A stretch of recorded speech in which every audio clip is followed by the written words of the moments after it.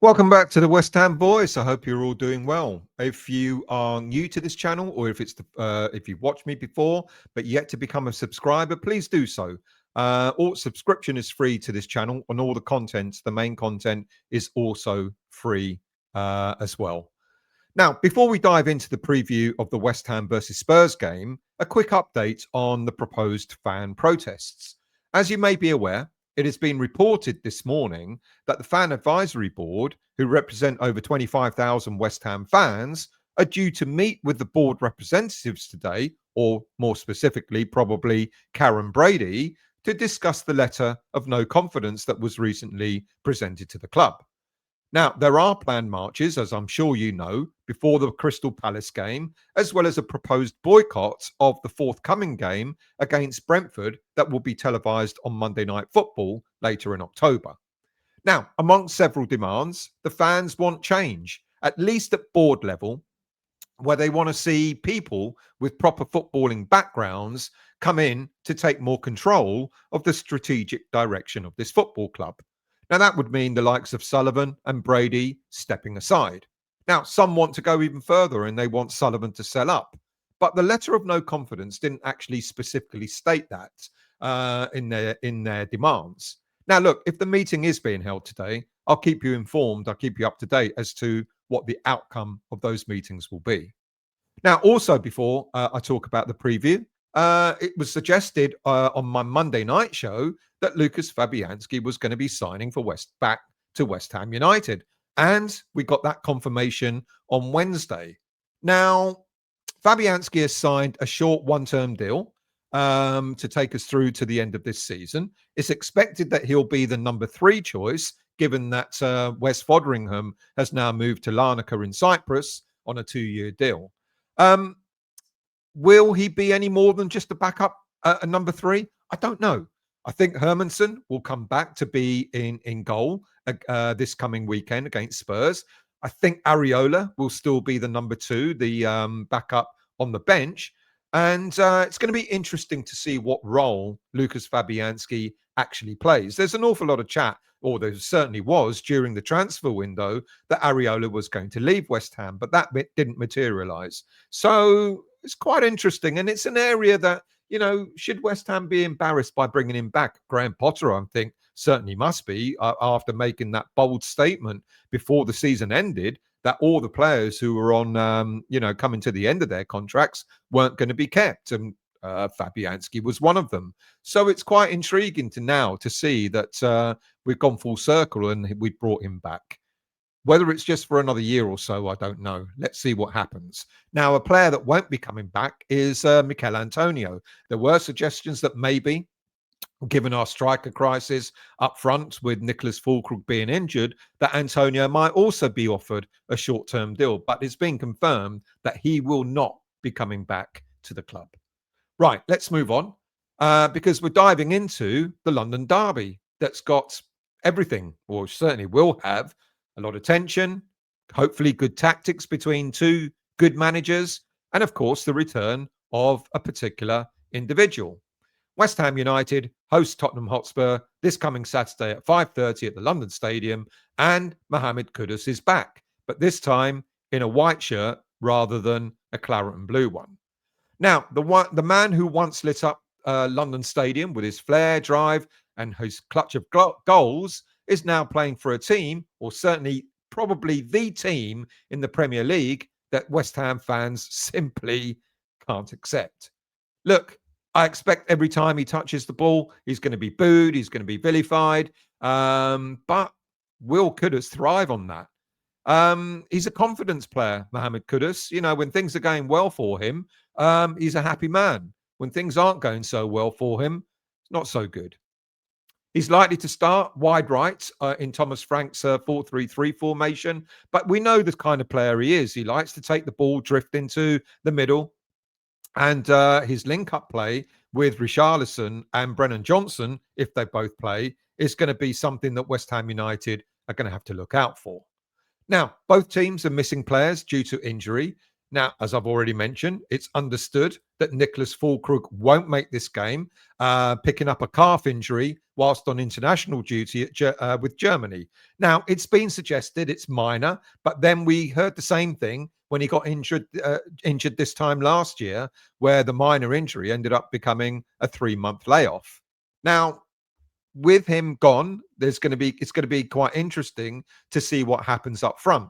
We've got the likes of Luis Guilherme. He's back. He certainly can add pace to this team, and he can give us options. So if Guilherme comes on, then someone like Bowen can push up into the middle. Guilherme played for a half an hour in the behind closed doors game against Watford the other week. So I think he'll get some game time. I'm not sure he'll start, but certainly he'll get some game time in this game. Spurs are without James Maddison, Dejan Kulusevski, Radu Dragusin, Yves Bissouma, and there are suggestions that Dominic Solanke could be returning probably on the bench in this game against West Ham. But Spurs have bought well in the transfer window, and they should be able to compensate for any injuries that they've got in the squad. Now, there's a lot of talk as to whether Graham Potter will revert to a back five. But with the few purchases that we've made in the transfer window of midfielders like Fernandes and Magassa, I think Potter now believes that he's got enough depth in squad depth to stick with a back four that he used against Nottingham Forest a couple of weeks ago. Therefore, I'm expecting a Potter 4-2-3-1 formation.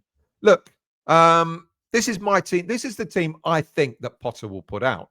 I think Hermansen will stay in goal. I think Kyle Walker-Peters will retain his place. He did quite well in the game against Nottingham Forest, and I think he's likely to retain his place on the right side of defence. Diouf will retain his place, and it's going to be interesting with the battle coming up against Kudus, but he'll retain his place on the left. And then you'll see Dinos and Kilman be the back two centre-backs. Now, it's a toss-up between Magassa or James Ward-Prowse in that central role. I've gone with Magassa, and I've put Fernandes alongside him, and I'll explain why. Because I think it's quite possible that Crescencio Somerville will be brought back into the team. And in order to do that, you probably have to push Fernandes a little bit further back. I'm not suggesting he's going to stay as a pivot. You will see him being the box-to-box midfielder that we know he can be, with Lucas Paqueta just in front of him, and of course Jared Bowen on the right, with Callum Wilson leading the line. Now, if Somerville doesn't start, then you'll see something different. You'll see maybe Fernandes a little bit further forward, maybe Paqueta on the left-hand side, or, you know, if Wilson doesn't start, you could see Bowen up front, and maybe Fernandes on that right-hand side, again with the rest of the lineup, and then bringing in. And if anyone drops out of this, then it'll be James Ward-Prowse who will be brought in. I'm still not sure about Magassa. I'd like to think that Magassa is going to start this game, but it's a tall ask, especially against a team like Spurs. But it's going to be quite interesting to see what Graham Potter does in terms of his lineup. Crescencio Somerville, I think, is an interesting and a crucial player. We know that his performance against Nottingham Forest a few weeks ago was the reason why we won that game. If he does start, I think that would be a major boost to him, a major boost to the team. But it won't surprise me if he's, eased back in. And if he's on the bench instead, then as I've already mentioned, there are alternatives to the lineup that I've just shown you. Tottenham under Thomas Frank, we know what they're going to do. They're going to press high. They're going to be aggressive. Their 4-3-3 is built on I won't pronounce that name. Their 4-3-3 is based on transition and speed. Vicario is likely to be in goal. The back line is likely to be Porro, Romero, Van der Van, and Jed Spence, who represented England last week, or earlier this week, actually. It's only on Tuesday. The midfield is likely to be Sarr, Palhinha, Bentancur, and the front three. The midfield is likely to be Sarr, Palhinha, and Bentancur, with the front three likely to be Kudus, Richarlison, and Johnson. There'll be a number of duels to look out for. For example, I've mentioned briefly El Hadji Malik Diouf It's going to be interesting to see the battle that he'll have against Mohammed Kudus on the left side of our defence. Diouf did exceptionally well in managing Bukayo Saka in the recent friendly between England and Senegal, but it's been a mixed bag for him in the Premier League. It's not that he's done much wrong, but being on the receiving end or in a side that's been on the receiving end of a couple of bad results might have put a little bit of put him under pressure a little bit. But I think he played exceptionally well against Forest. I think he will keep his place, and I think he will be the player to be marshalling Mohammed Kudus this coming weekend. But he's going to need help because, as I've mentioned, Kudus' ability to cut inside may force West Ham to have to double up against him defensively. Spurs are likely to push Bentancur or Sarr into the channels that's created in the overloads by Kudus. Now, West Ham may respond by dropping Kudus or Magassa, whoever plays, deeper to make sure that they help Diouf to cover in that area.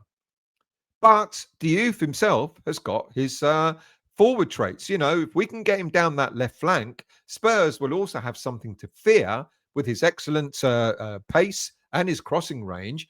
And if he can get that ball over to Wilson, then that'll prove to be very beneficial for West Ham. Other challenges, Jared Bowen against Porro. If Bowen can get behind Spurs' high line, he can expose Spurs' weaknesses in defence. Bowen's pace would force Porro to hesitate going forward. If Porro commits, Bowen becomes West Ham's primary outlet on the break. Now, Spurs, again, may drop players deeper to compensate for that, just as much as we may have to compensate for Mohammed Kudus' pace. In central midfield, we all admit that James Ward-Prowse doesn't have the strength or the energy to keep up with a midfielder such as Polina, which is why I'm suggesting that maybe Magassa might start in this game rather than James Ward-Prowse. But if we're not careful, or if Spurs are not careful, they might find themselves outnumbered with the 4-2-3-1 formation in that middle of the park. Look, if Ward-Prowse plays, his long balls and set pieces can be used to bypass Spurs' press. Bentancur, as I've mentioned, will press high to try and disrupt any rhythm and force errors. But Potter may instruct James Ward-Prowse to play shorter, safer passes to settle the tempo of the game, which is why I'm still not convinced. I just don't know whether it's going to be Magassa or James Ward-Prowse to get the nod in the starting lineup. If Polina does his job and locks down Lucas Paqueta, West Ham could lose their creative outlet. And Potter may instruct Paqueta to drift into the pockets between Spurs' midfield and defence, which would mean that Polina will have to drop deeper to sort of marshal him. And again at the back for Spurs, if Richarlison starts, West Ham's defence is going to have to be quite physical on the ground and in the air as well to combat Richarlison's strengths. Kilman, we know, unfortunately, is not the best in the air, but at least he's got that strength on the ground. But this is where I think Dinos Mavropanos will come into his own, because as I've mentioned, out of the centre-backs that we've got, he's one of the few that actually is good in the air. Now, as mentioned, West Ham may have the likes of Ward-Prowse or Magassa deeper to help screen our central defence to prevent any overloads in the Spurs attack. And then up front, for us, if Wilson does start, which I think he will, his strength and hold-up play is keen to West Ham's progress in attacking areas. There's a lot going on. There are a lot of battles around the pitch. And when I look at the teams, on paper, it looks as if Spurs should be a better team. But I think we can give them a good run for their money.